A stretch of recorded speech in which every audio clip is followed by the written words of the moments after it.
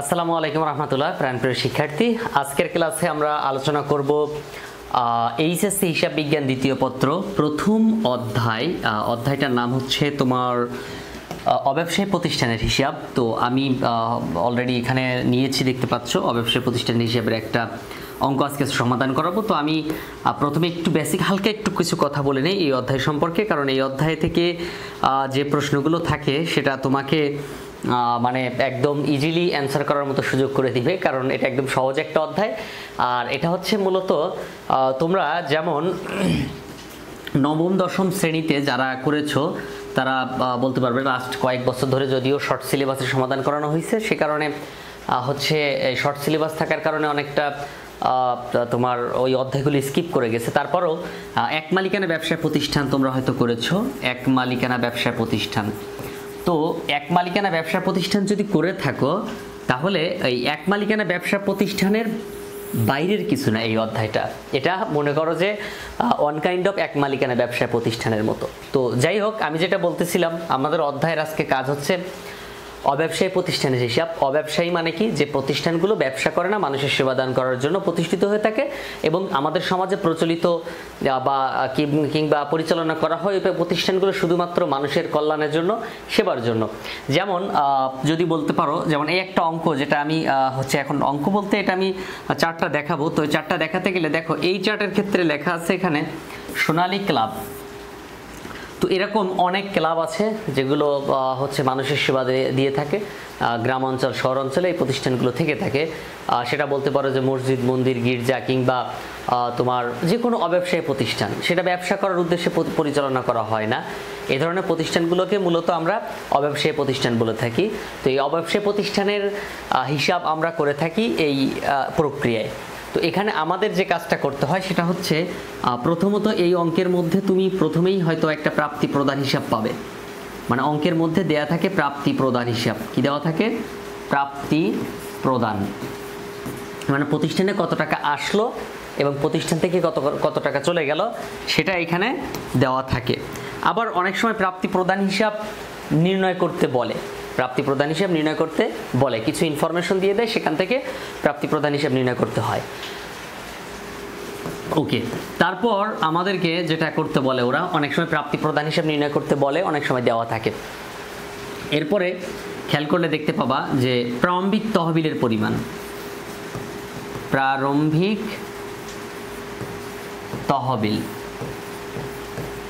তহবিল। তারপর হচ্ছে তোমার বলবে আয় ব্যয় বিবরণী। কি বলবে?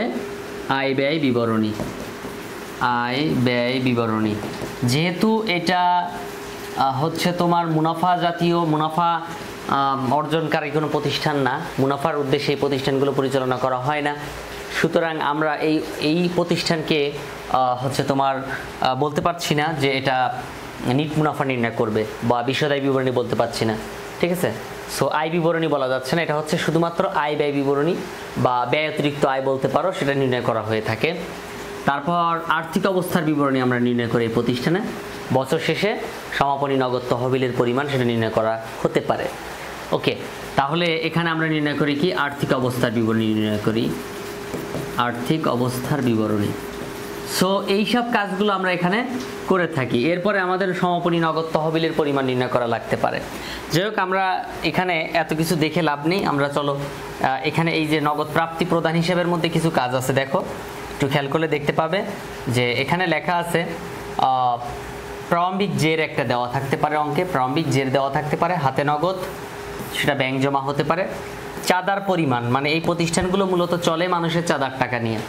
এতে কোনো পণ্যদ্রব্য নাই যে সে পণ্যদ্রব্য বিক্রি করে তারপর আর্ন করবে বা উপার্জন করবে, তাহলে সেটা মুনাফা হতো, তাদের মুনাফার সুযোগ থাকতো। তো মানুষের দানের উপরে এই প্রতিষ্ঠানগুলো পেয়ে থাকে। এখানে যে সদস্যরা থাকে তারা চাঁদা দিয়ে থাকে। তো এই চাঁদার ক্ষেত্রে দেখো বিগত বছরের চাঁদা, চলতি বছরের চাঁদা, পরবর্তী বছরের চাঁদা, এই চাঁদা নিয়েই তোমার মাথাটা হ্যাং হয়ে যাবে।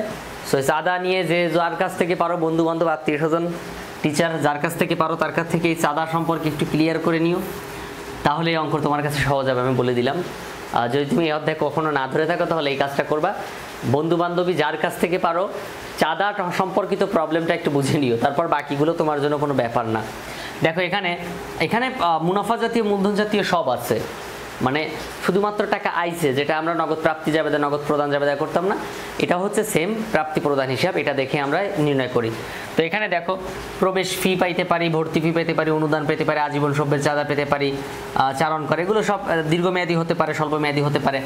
সো এখানে অনেক কিছু আছে। আবার প্রদান টাকা চলে যেতে পারে বিভিন্ন কারণে, বেতন ভাড়া মজুরি, হ্যাঁ, তারপর হচ্ছে তোমার এই যে মজুরি, প্রাঙ্গণ রক্ষণাবেক্ষণ মজুরি, ছাপা মনিহারি, অফিস খরচ, কর অভিকর, আশা করি দেখতে পাচ্ছ। তো এগুলো তুমি চাইলে একটু পড়তে পারো, জাস্ট একবার পড়বা, বেশি না প্লিজ, দয়া করে মুখস্থ না, জাস্ট একবার পড়বা। যদি তুমি পারো ভালো, আলহামদুলিল্লাহ, না পারলে দরকার নাই, ঠিক আছে, না পারলেও সমস্যা নেই, না পারলে আরও ভালো। ওকে, তারপর দেখো এখানে এই একটা অঙ্ক খেয়াল করো, এখানে একটা অঙ্ক, প্রতি ক্লাবের 2018 সালে, প্রগতি ক্লাবের 2018 সালের 31 ডিসেম্বর তারিখে সমাপ্ত বছরে প্রাপ্তি প্রদান সংক্রান্ত তথ্যাবলী ছিল নিম্নরূপ। তো এখানে আছে প্রাপ্ত চাঁদা আছে, অনুদান প্রাপ্তি আছে, ভর্তি ফি আছে, বেতন প্রদান আছে, ভাড়া প্রদান আছে, নাটকের টিকিট বিক্রয় আছে, পুরাতন খবরের কাগজ বিক্রয় আছে। সো এখানে এই দুটো হচ্ছে আয়, বিক্রয় আয়, হ্যাঁ, আর ওর ব্যয় হচ্ছে দুটোই, বেতন প্রদান, ভাড়া প্রদান। এখন কথা হচ্ছে আমাদেরকে কি করতে বলছে সেটা দেখতে হবে। হ্যাঁ, এইখানে বলছিল মেবি হচ্ছে তোমার প্রাপ্তি প্রদান হিসাব তৈরি করতে হবে। তাহলে এখানে কাজ কি দেখো, প্রাপ্তি প্রদান হিসাব তৈরি করা একদম নর্মাল ব্যাপার, জাস্ট ওই প্রাপ্তিগুলো থেকে প্রদানগুলো বাদ দিলেই হয়, ঠিক আছে। ওকে, এরপর দেখো আরও একটা ইনফরমেশন দেওয়া আছে প্রাপ্তি প্রদান হিসাবের, ব্যালেন্স দেওয়া আছে, চাঁদা প্রাপ্তি দেওয়া আছে, অনুদান প্রাপ্তি, ভর্তি ফি, নাটকের টিকিট বিক্রয়, পুরাতন খবরের কাগজ বিক্রয়, বেতন প্রদান, ভাড়া প্রদান, পুস্তক ক্রয়, আসবাবপত্র ক্রয়, বিনিয়োগ, সংবাদপত্র সাময়িকী, টেলিফোন বিল পরিশোধ, বিবিধ খরচ, টুর্নামেন্ট খরচ, বিজয় উৎসব খরচ এবং হাতে নগদ। সো এই ইনফরমেশনগুলো আছে 1,57,000 টাকা। তো এখানে বলছে নিম্ন একটি আয় ব্যয় বিবরণী প্রস্তুত করতে বলছে। সো আয় ব্যয় বিবরণীর ছকটা এখানে দিচ্ছে, আগে আয় ব্যয় বিবরণীর ছকটা একটু দেখে নিতে হবে। আয়গুলো আমরা লিখবো, ব্যয়গুলো লিখবো। অঙ্কগুলো আমরা দুইভাবে লিখতে পারি, একটা হচ্ছে হরিজন্টাল আর একটা হচ্ছে ভার্টিক্যাল। আমরা চাইলে লম্বভাবে আয় থেকে ব্যয় বাদ দিতে পারি, আবার চাইলে আমরা এক পাশে আয় এক পাশে ব্যয় যে নির্ণয় করতে পারি, এটা আমাদের ইচ্ছা।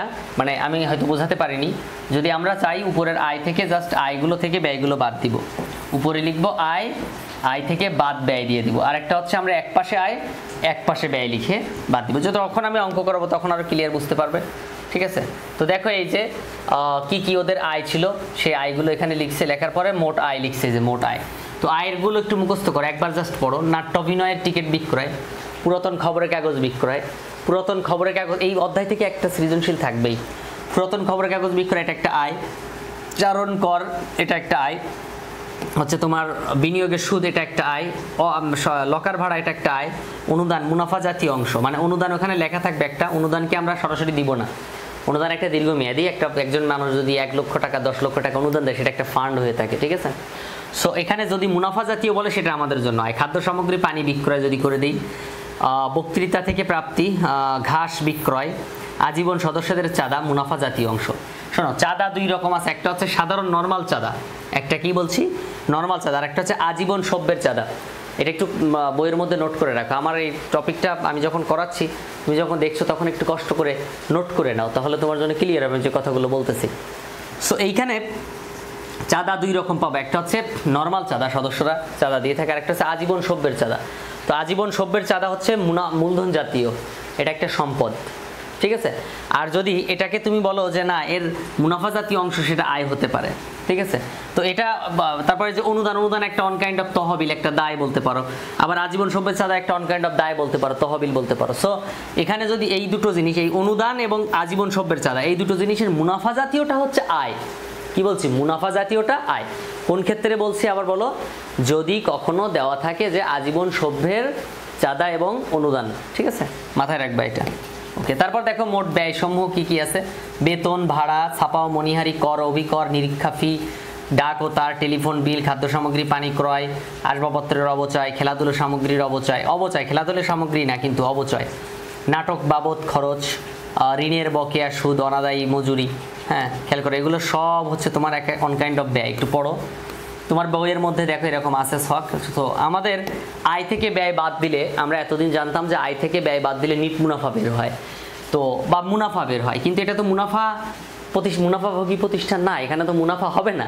এই জন্য আমাদেরকে কি করতে হবে, ব্যয় অতিরিক্ত আয় লিখতে হবে, যে ব্যয়ের চেয়ে আয়টা বেশি হয়েছে, কত টাকা সেটা লিখতে হবে। সো এইখানে দেখো আমরা এরকম অঙ্ক পাবো। সো এখন আমরা সরাসরি অঙ্কে চলে যাব। দেখো এটা একটা অঙ্ক, একটা অঙ্ক বলছে 2018 সালে 31 ডিসেম্বর তারিখে উল্কা ক্লাবের প্রাপ্তি প্রদান হিসাব দেওয়া হলো। মানে আমি বললাম না এই অঙ্কগুলোতে সচরাচর প্রাপ্তি আর প্রদান হিসাব দেওয়া থাকে। আমি খুব নর্মাল একটা অঙ্ক করাচ্ছি, এই অঙ্কটা করে তুমি একটু বেসিক ক্লিয়ার করো, তারপর তুমি নিজে সমাধান করবা। তোমার প্রবলেমগুলো তুমি কমেন্টে লিখবা এই ভিডিও, ঠিক আছে? আর হোয়াটসঅ্যাপে নাম্বারে যোগাযোগ করে আমাকে পাঠাতে পারো। এছাড়া আমার অনলাইন ব্যাচে যদি ভর্তি হয়ে না থাকো তাহলে ভর্তি হও, কারণ অনলাইন ব্যাচ সম্পর্কে অবশ্য আমাকে একটু মেসেজ দাও, তুমি অনেক তথ্য পাবে। আমার কাছে সরাসরি ফোন দিয়ে তুমি জিজ্ঞাসা করতে পারো। একদম এইচএসসি পরীক্ষা পর্যন্ত ক্লাস চলবে। যেমন তুমি যদি আজকে ভর্তি হও তাহলে 26 সালের এইচএসসি পরীক্ষা পর্যন্ত ক্লাস চলবে। যারা 27 সালের পরীক্ষার্থী তারাও কিন্তু 27 সাল পর্যন্ত ক্লাস করতে পারবে। মানে তুমি একবার পেমেন্ট করে একদম পুরো 1 বছর ক্লাস করতে পারতেছো। সো এই সুযোগ হাতছাড়া করা মানে মনে করো যে তুমি তো মনে করো স্বর্ণের টুকরো হাতছাড়া করে ফেলছো।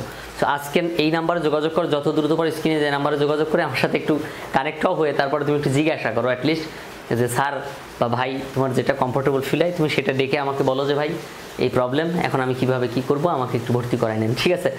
সো দেখো অঙ্কটা একটু দেখো আগে। সো এইখানে যেটা আমরা খেয়াল করব, আমি আরেকটা ইনফরমেশন একটু দিয়ে নেই। এখানে দেখো দেওয়া আছে হাতে নগদ আছে, চাঁদা হাতে নগদ কিন্তু 1 তারিখ, এটা কিন্তু কি 1 তারিখ, এটা গত বছরের সম্পদ ছিল, এই বছরের না।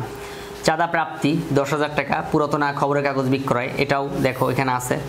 সো এখন যেটা দেখতে পাচ্ছি বেতন আছে, ভাড়া আছে, কাগজ কলম ক্রয় আছে, ডাক টিকিট ক্রয় আছে, হাতে নগদ আছে। এটা আবার 31 তারিখের হাতে নগদ, মানে বছরের শেষের সম্পদ।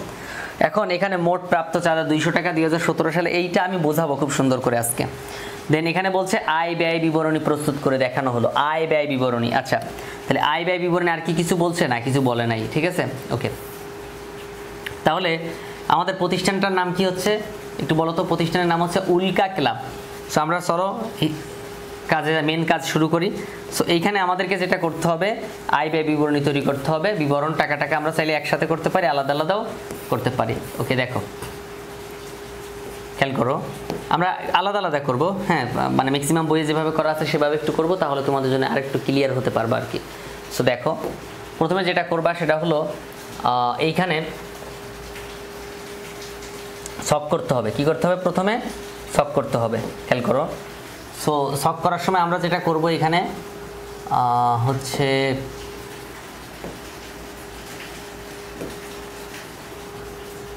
প্রথমে আমরা প্রতিষ্ঠানের নাম লিখব। তো প্রতিষ্ঠানের নাম কি? উল্কা ক্লাব ছিল মেবি, উল্কা ক্লাব। সো আমরা এখানে লিখব কি? উল্কা ক্লাব, উল্কা ক্লাব।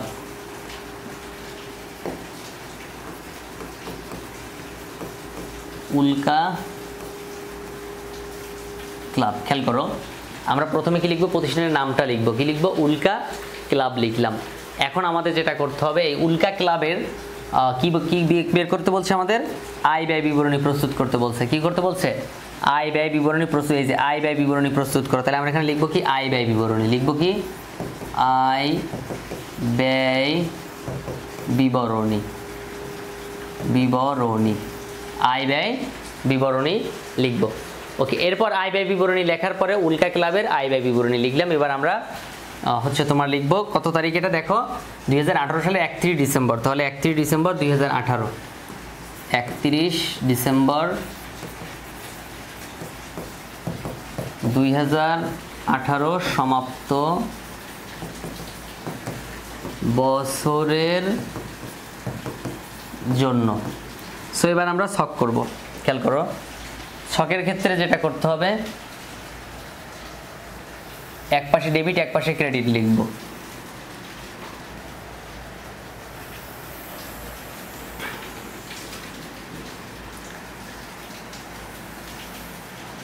ডান।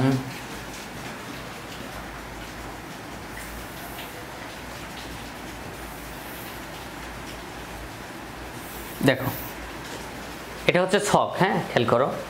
তো এইখানে আমরা শিরোনাম লিখব। ওকে, তাও আমরা এই ছকের মধ্যে যেটা করব আমরা এক পাশে আয় লিখব এবং আরেক পাশে ব্যয় লিখব। আমাদের প্রথমে আমরা বাম পাশে লিখব হচ্ছে আয় সমূহ। আমরা এই প্রতিষ্ঠানে যত আয় আছে সবগুলোই বাম পাশে লিখব। সো এখানে লিখব আয় সমূহ, তারপর লিখব এখানে টাকা, আর তারপর এই পাশে লিখব হচ্ছে ব্যয় সমূহ, ব্যয় সমূহ লিখব, আর এখানে লিখব কি? টাকা লিখব। তাহলে প্রতিষ্ঠানটা হিসাবটা তোমরা একটু বুঝো। প্রথমে আমরা লিখব উল্কা ক্লাবের আয় ব্যয় বিবরণী। কি লিখব? আয় ব্যয় বিবরণী লিখব। তারপর লিখব 31 ডিসেম্বর 2018 সমাপ্ত বছরের জন্য লিখব। তারপরে ছকটা করবো এমনভাবে যে এক পাশে আমরা আয় সমূহ লিখবো আর এক পাশে আমরা ব্যয় সমূহ লিখবো। খেয়াল করো, আমাদের ডান পাশে হচ্ছে আয় সমূহ হবে এবং বাম পাশে হচ্ছে কি ব্যয় সমূহ হবে। একটু খেয়াল করো। সো এইখানে এখন যেটা করতে হবে, আমরা দেখব প্রতিষ্ঠানে কি কি আয় আছে, কি কি ব্যয় আছে। সো চলো আমরা অঙ্কে যাই এবার। এখন কথা হচ্ছে এখানে অঙ্কে আমরা বাম পাশে দেখতে পাচ্ছি প্রাপ্তি সমূহ আছে। কি আছে বাম পাশে বলো? প্রাপ্তি সমূহ আছে, তাই না? বাম পাশে আছে প্রাপ্তি সমূহ। তো এখন আমাদেরকে এখান থেকে প্রাপ্তিগুলো থেকে খুঁজে নিতে হবে। একটু খেয়াল করো, প্রাপ্তিগুলো থেকে আমরা কি করব? খুঁজে নিব আয় কোনটা কোনটা। যেমন এর হাতে নগদ 1 এটা নিয়ে আমাদের এই প্রতিষ্ঠান কার্যক্রম শুরু করছে। সো এটা লেখা যাবে না, এটা আয় না কিংবা ব্যয়ও না। চাঁদা প্রাপ্তি 10,000 টাকা। সো এইখানে আমাদের অনেক কাহিনী আছে। দেখো মোট প্রাপ্ত চাঁদা আমরা অঙ্ক করতেছি কত সালে? 2018 সালে। এটা কিন্তু মাথায় রাখতে হবে, এটা ভুলে গেলে চলবে না। অঙ্ক করতেছি 2018 সালে। তাহলে 2018 সালে যেহেতু অঙ্ক করতেছি, আমরা চাঁদা পাইছি কত টাকা? 10,000 টাকা। তো আমি এখানে একটু লিখি, আমরা চাঁদা পাইছি কত টাকা, একটু খেয়াল করো, 10,000 টাকা চাঁদা পাইছি। সো এইটা হচ্ছে আমাদের এই অঙ্কের হচ্ছে তোমার ইনকামের মেন সোর্স আর কি। তারপর আমরা যেটা করব, এখন দেখব মোট প্রাপ্ত চাঁদা 200 টাকা 2017 সালের। এখন আমাকে বলো, আমরা অঙ্ক করতেছি কত সালের? আমরা অঙ্ক করতেছি 2018 সালের। কত সালের বলো? 2018 সালের। তাহলে এইখানে যে 10,000 টাকা দেওয়া আছে এই চাঁদার মধ্যে আমরা 200 টাকা চাঁদা পাইছি 2017 সালের। সো এই কথাটা মাথায় রাখবা যে আমরা যদি কখনো কোনো চাঁদা বিগত বছরের জন্য পাই, মানে বিগত বছর বলতে পূর্বের বছরের জন্য পাই, তাহলে সেটা আমরা কি করব? বাদ দিয়ে দেব। সো এখন আমরা অঙ্ক করতেছি 2018 সালের। আমরা 18 সালে চাঁদা পাইছি 10,000 টাকা। কত পাইছি? 10,000 টাকা পাইছি। এই 10,000 টাকা থেকে আমরা 2017 সালের জন্য কত পাইছি বলো? 2017 সালের জন্য পাইছি 200 টাকা। এটা আমরা বাদ দিয়ে দেব। এটা আমরা কি করব? বাদ দিয়ে দিব। আমরা অঙ্ক করতেছি যে সালের, শুধুমাত্র ওই সালের বকেয়া থাকলে যোগ করব। কিন্তু এর বাইরের কোনো বছরের যদি থাকে তাহলে সেটা আমরা বাদ দিব। সেটা হতে পারে 2017 সাল, হতে পারে 2019 সাল। 2019 সালের হলেও আমরা কি করব? বাদ দিব। শুধুমাত্র আমরা 18 সালের গুলো লিখব। এখন এমন হতে পারে না যে 18 সালে কিছু বকেয়া আছে, 18 সালে 10,000 টাকা, আরও কিছু টাকা আমি এখনো পাবো চাঁদা, তাহলে সেটা ওর সাথে যোগ হবে, কারণ এটা তো 2018 সালের। মাথায় রাখবা 18 সালের কোনো কিছুই মানে আমরা বাদ দিব না। 18 সালে সেটা বকেয়া থাকলে অবশ্যই আমরা যোগ করব, কিন্তু 17 সালেরটা বাদ দিব। আর 19 সালের মানে কি, যেটা অগ্রিম পাইছি ওটাও বাদ দিয়ে দেব। আমরা বকেয়াটা শুধু যোগ করব। তাহলে দেখো আরও কি ইনফরমেশন আছে। 2019 সালে 300 টাকা, 2019 সালে যেটা বলতেছিলাম, এই যে 2019 সালের কত টাকা? 300 টাকা। খেয়াল করো, 2019 সালের 300 টাকা চাঁদা। তাহলে এই চাঁদার বিষয়টা বুঝে নাও, আমরা 17 সালেরও পাইছি, 19 সালেরও পাইছি, দুটোই বাদ। দুটোই কি করব? বাদ দেব, এখানে বিয়োগ করব। তারপর দেখো আর কি আছে। পক্ষান্তরে 2018 সালের 400 টাকা এখনো বকে আছে। তার মানে কি বলছে? 2018 সালে এখনো বকে আছে 400 টাকা। 2018 সাল, 2000 কত সালে? 18 সালে 400 টাকা এখনো বকে আছে। তো কি বললাম আমি? সারাক্ষণ তো এটাই বলতেছি যে আমরা 2017 সালে দুটো একসাথে করে দিব, কারণ এটা 2018 সালে দুটো একসাথে করে দিব, আর 17 সাল এবং 19 সাল দুটোই আমরা বাদ দিয়ে দেব। কথা কি ক্লিয়ার? আমরা 17 সাল মানে আগের বছর অঙ্ক করতেছি 2018 সালে, 17 সাল আগের বছর এবং 19 সাল পরের বছর, এগুলো সব বাদ দিয়ে দেব। কোথা থেকে বাদ দেবে? 10,000 থেকে, কারণ এই 10,000-এর মধ্যে এই 200 এবং এই 300 মোট 10,000 টাকা হয়েছে। কারণ এখানে অঙ্কের মধ্যে বলছে কি মোট প্রাপ্ত চাঁদা, এই যে মোট চাঁদা, দেখো এই যে মোট চাঁদা 10,000 টাকা। তাহলে এই 10,000 টাকা থেকে আমরা প্রথমে বাদ দিব হচ্ছে এই যে 17 সালের 200 টাকা আমরা বিয়োগ করব। তাহলে হয় কত? 9,800 টাকা হয়। এখান থেকে আবার বাদ দিব হচ্ছে 300 টাকা। কত সালের? 2019 সালের, এটাও আমরা বাদ দিব 300 টাকা। তাহলে 9,800 থেকে 300 বাদ দাও, তাহলে কত হয়? 9,500 টাকা হয়। এই 9,500 সাথে আবার দেখো 2018 সালের বকে আছে, মানে আমি যে বছর অঙ্ক করতেছি ওই বছরেরই বকে আছে, তাহলে আমরা কি করব? ওর সাথে যোগ করে দিব 400 টাকা। তাহলে মোট কত হলো? 9,500 আর 400 900 টাকা।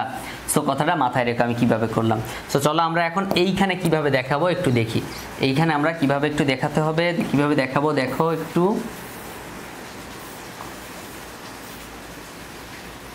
ওকে, খেয়াল করো, আমরা এটা একটু মুছে আগে। হ্যাঁ দেখো প্রথমে আমরা চাঁদা লিখবো হচ্ছে এই যে চাঁদা হচ্ছে আমাদের যেহেতু এই প্রতিষ্ঠানের একটা আয়, সো লিখবো চাঁদা কত টাকা পাবো 10,000, এর ইনার কলামে লিখবো, যার সমন্বয় থাকবে সেটা ইনার কলামে লিখতে হয়। ওকে, তারপর আমরা এখান থেকে বাদ দিব হচ্ছে বিগত বছরের, কি বাদ দিব বিগত বছরের কত ছিল 200 টাকা ছিল, বিগত বছরের 200 টাকা, যে একটু দেখো 2017 সালে 200 টাকা ছিল, এই যে মোট প্রাপ্ত চাঁদার মানে এই মোট 10,000 টাকা প্রাপ্ত চাঁদা, তার 200 টাকা 2017 সালের, তাহলে 2017 সালেরটা আমরা এই যে 200 টাকা বাদ দিয়ে দেবো, তাহলে কত হয় 9,800 টাকা হয়, 9,800 টাকা। এবার এখান থেকে আমরা কি করব, আবার হচ্ছে এই যে 300 টাকা 2019 সালের, তাহলে এই 19 সালের মানে কি অগ্রিম, তাহলে আমরা বাদ দিব আবার অগ্রিম, কি করব অগ্রিম বাদ দিব, কত টাকা 300 টাকা অগ্রিম বাদ দিব, তাহলে 300 টাকা যদি অগ্রিম বাদ দেই তাহলে কত হয় 9,500 টাকা হয়, 5 আর 3 8 9,800 টাকা হয়। এরপর দেখো আবার আছে আরেকটা ইনফরমেশন, কি বলছে যে 2000 হচ্ছে তোমার 18 সালের 400 টাকা এখনো বকেয়া আছে, তাহলে তো 2018 সালেরটা চলতি বছরের বকেয়া, চলতি বছরের বকেয়া কত টাকা 400 টাকা, তাহলে 5 আর 4 9, তাহলে 9,900 টাকা হচ্ছে চাঁদা। খেয়াল করে, এটা কিন্তু খুব ইম্পর্টেন্ট, এই একটা চাঁদার ঝামেলা নিয়ে কিন্তু সব ঝামেলা সমাধান হয়ে গেল।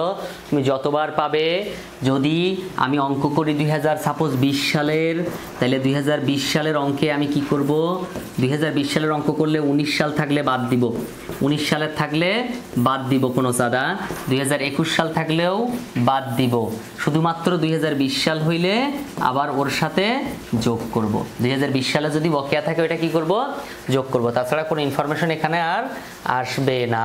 চলো আমরা এবার অঙ্কে যাই, কি বলতেছে দেখি পরেরটা। তারপর বলতেছে যে পুরাতন খবরের কাগজ বিক্রয় 1,500 টাকা, এখানে কোনো সমন্বয় আছে কিনা একটু দেখতে হবে।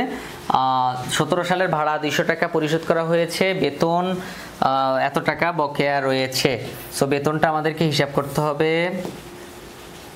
বেতন 600 টাকা এখনো বকেয়া আছে। ওকে, তাহলে আমাদের এই যে পুরাতন খবরের কাগজ বিক্রয়, এটাও আমাদের একটা আয়, সো এখানে আমাদেরকে লিখতে হবে খবরের কাগজ বিক্রয়, খবরের কাগজ বিক্রয় কত টাকা 1,500 টাকা ছিল মেবি, এই যে 1,500 টাকা, সো এখানে লিখতে হবে 1,500 টাকা। তাহলে আমরা দুইটা আয় পেয়ে গেছি।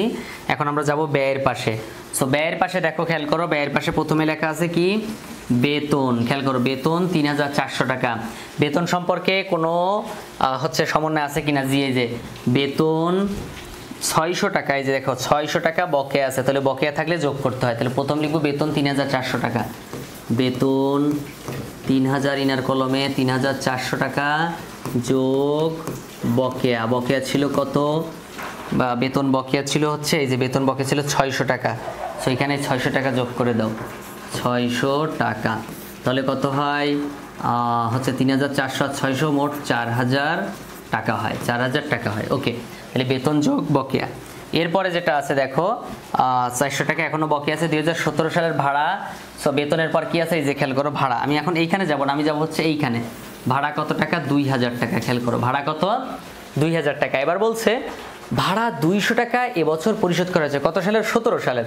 আচ্ছা আমি অঙ্ক করতেছি কত সালের বলো তো, আমি অঙ্ক করতেছি 2018 সালের, তাহলে আমি কেন 2017 সালের হিসাবে এখানে আনবো, যে বছর অঙ্ক করতেছি শুধু ওই বছরের বকেয়াটা এখানে যোগ হয়, তাছাড়া বাকি সব বিয়োগ হবে, 17 সালের হলে বাদ, 19 সালের হলেও বাদ, শুধুমাত্র 18 সালেরটা আসবে, যেহেতু 18 সালের অঙ্ক। তাহলে এই ভাড়া 2,000 টাকা এখান থেকে আমি বাদ দিব হচ্ছে 2017 সালের 200 টাকা ভাড়া, এটা আমরা বাদ দিয়ে দেব, সো 2,000 বাদ 200, খেয়াল করো ভাড়া 2,000 বাদ ভাড়া বাদ হচ্ছে বিগত বছরের বকেয়া, বিগত বছরের কি হবে বকেয়া হবে, বকেয়া কত টাকা বকেয়া ছিল 200 টাকা, তাহলে 1,800 টাকা হয়, 2,000 থেকে 200 বাদ দাও 1,800 টাকা। এবার চলো আমরা আসলে দেখি ইনফরমেশন ঠিক আছে কিনা, 200 টাকা ওকে ঠিক আছে, আর কোনো কাহিনী কিন্তু এখানে নাই মূলত, হ্যাঁ আর কারোর সাথে সমন্বয় নেই। কাগজ ও কলম ক্রয় 500 টাকা, খেয়াল করো কাগজ ও কলম ক্রয় মনিহারি, এটা অন কাইন্ড অফ কাগজ ও কলম ক্রয় 500 টাকা, এটাও একটা ব্যয়, তাহলে লিখবো কি কাগজ ও কলম ক্রয়, কাগজ ও কলম ক্রয়, কাগজ ও কলম ক্রয় 500 টাকা, এটা একটা ব্যয়। তুমি একবার খালি পড়ে নিবা বইয়ে, হ্যাঁ, যে কোনটা আয় কোনটা ব্যয়, তাহলে হবে। ওকে, তারপর কি আছে দেখো, কাগজ ও কলম ক্রয় 500 টাকা। এরপরে আছে ডাক টিকিট ক্রয় 100 টাকা। এই যে ডাক টিকিট ক্রয় কত, 100 টাকা। এই যে 100 টাকা ডাক টিকিট ক্রয়। তাহলে ডাক টিকিট ক্রয় লিখি, ডাক টিকিট ক্রয় 100 টাকা, ডাক টিকিট ক্রয় 100 টাকা। ওকে, তারপর কি আছে দেখো, হাতে নগদ, এটা একটা সম্পদ 10,500 টাকা, এটা বছরের শেষে নগদ সম্পদ, সেটা আসবে না। ওকে, তাহলে খেয়াল করো, এবার আমরা হিসাব করব। তাহলে আমাদের কিন্তু এখানে আমরা আয়গুলো বাম পাশে লিখলাম এবং ব্যয়গুলো ডান পাশে লিখছি। তো এবার আমাদেরকে হিসাব করতে হবে। তো আমরা এখানে একটা দাগ দিব প্রথমে, এই যে এখানে একটা দাগ দিব, দেন এখানে একটা দাগ দিব। দেওয়ার পরে আমরা যেটা করব, এই বেশির পাশেরটা দুই পাশে লিখব। তো এখানে আছে 9,900 আর 1,500, 10,000, 11,400 ছিল এখানে, 11,400, 11,400। এই 11,400 আবার এই পাশে লেখো, 11,400, ডাবল দাগ দিয়ে বন্ধ করে দাও। কি করছি বলো তো, এই যে বেশি এই পাশ না, 9,900 আর 1,500, মোট 11,400 টাকা। 9,000, 1,000, 10,000, 10,900 আর 500, তাহলে 11,400 টাকা। এই 11,400 টাকা আমরা এখানে লিখলাম। এইবার আমরা যেটা করব, এই 11,400 টাকা থেকে সবগুলো আমরা কি করব, বাদ দিব। 11,400 থেকে সবগুলো আমরা বাদ দিব। তো আমি ক্যালকুলেটরের সাহায্যে করছি, দেখো 11,400 বাদ হচ্ছে 4,000, 1,800, এই যে 4,000 বাদ 1,800, তারপর হচ্ছে বাদ দিব 500 টাকা, 500 বাদ দিব হচ্ছে 100 টাকা, বাদ দিব 100 টাকা। তাহলে কত হয়, 5,000 টাকা হয়। খেয়াল করো কত হয় একটু বলো, 5,000 টাকা হয়। তাহলে এখানে লিখবো কত, 5,000 টাকা। এইটা কিন্তু ওনার ব্যয়ের চেয়ে আয় বেশি, মানে ব্যয় অতিরিক্ত আয়। সেখানে আমরা লিখবো কি, ব্যয় অতিরিক্ত আয়। খেয়াল করো, এটা দাগ এখানে টেনে দিব, এটাও দাগ টেনে দিব, লিখবো কি, ব্যয় অতিরিক্ত আয়। ব্যয় অতিরিক্ত আয়, ব্যয় অতিরিক্ত আয় কত, 5,000 টাকা। সো খেয়াল করো, একদম ইজি ব্যাপার। জাস্ট তুমি বিষয়দায়ী বিবরণী করেছো না, সেম জিনিস অনেকটা। এখানে এক মালিকানা ব্যবসা প্রতিষ্ঠানের মতো সহজে হিসাব করা যায়। প্রথমে আমরা চাঁদার কাহিনীটা যদি ভাই পারি, মানে চাঁদা নিয়ে যদি কোনো ঝামেলা না থাকে, তাহলে ক্লিয়ার।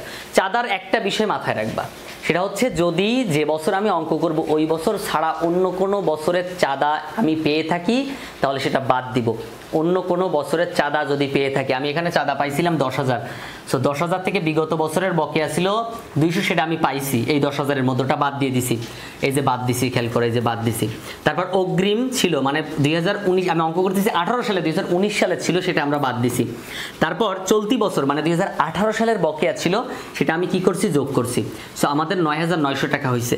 খবরের কাগজ বিক্রি করে আয় করছি 1,500, মোট আমার আয় হয়েছে দুইটা, 9,900, 1,500। তো ব্যয়ের পাশে ছিল বেতন 3,400 টাকা, যেটা বকেয়া ছিল 600 টাকা, বকেয়াটা আমরা যোগ করে দিছি। তাহলে মোট হলো কত, 4,000 টাকা।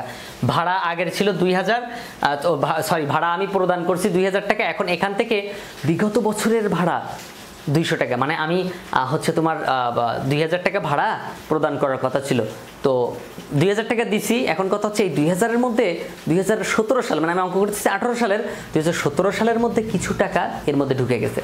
2017 সালে 200 টাকা বাদ দিয়ে হিসাব করছি। ওই যে বলছি না, শুধু চলতি বছর, মানে যে বছর অঙ্ক করব, 2018 সালে অঙ্ক করতেছি, চলতি বছর ছাড়া অন্য কোনো বছরের হিসাব এখানে আসবে না, সেটা আমরা বাদ দিয়ে দেবো সাথে সাথে। শুধুমাত্র চলতি বছরের বকেয়াটা যোগ করব। কাগজ ও কলম ক্রয় 500 টাকা লিখলাম, ডাক টিকিট ক্রয় 100 টাকা লিখলাম। এবার আমরা এই বেশির পাশে যেটা আয়, ওটা আমরা এখানে লিখে এইটা আবার এই পাশে লিখলাম। এখান থেকে আমরা এইগুলো সব বাদ দিয়ে আমরা ব্যয় অতিরিক্ত আয়ের পরিমাণ নির্ণয় করতে পারলাম, 5,000 টাকা। সো এই হচ্ছে আমাদের আলটিমেটলি অঙ্ক। সো আমরা যেটা মনে করে থাকি যে এই অঙ্কগুলো না জানি কত কঠিন, হ্যাঁ, কত কঠিন, কল্পনা করা যায় না, কথা বুঝছো? কিন্তু আমাদের যেটা করতে হবে, আমাদের এই অঙ্কগুলো আরও প্র্যাকটিস করতে হবে প্রচুর পরিমাণে, তা না হলে কোনোভাবেই হচ্ছে তোমার সম্ভব না। বোঝা সম্ভব না, ঠিক আছে? পুরো ক্লাস মনোযোগের সাথে দেখো, চ্যানেলটা সাবস্ক্রাইব করো, বন্ধু বান্ধবের কাছে একটু শেয়ার করো। সো যত দ্রুত পারো বন্ধু বান্ধবের কাছে একটু শেয়ার করো, যাতে সাবস্ক্রাইবের সংখ্যা বৃদ্ধি পায়। তুমি একটু চ্যানেলটা সাবস্ক্রাইব করো, আর একটা ভিডিওতে একটা লাইক দিও, যাতে তোমার বন্ধু বান্ধব অনেকেই দেখতে পারে। কমেন্ট করো, এবং একটু লাইক দিলে হয় কি ভিডিওটা আরও অনেকের কাছে যায়। সো এই কাজটা একটু করো অন্তত পক্ষে, তাহলে আমার পরবর্তী ক্লাসটা করানোর জন্য যে সাহস, সেটা আমি পেয়ে যাব। দেখা হচ্ছে পরবর্তী ক্লাসে, ততক্ষণ পর্যন্ত ভালো থেকো। আসসালামু আলাইকুম রহমতুল্লাহ।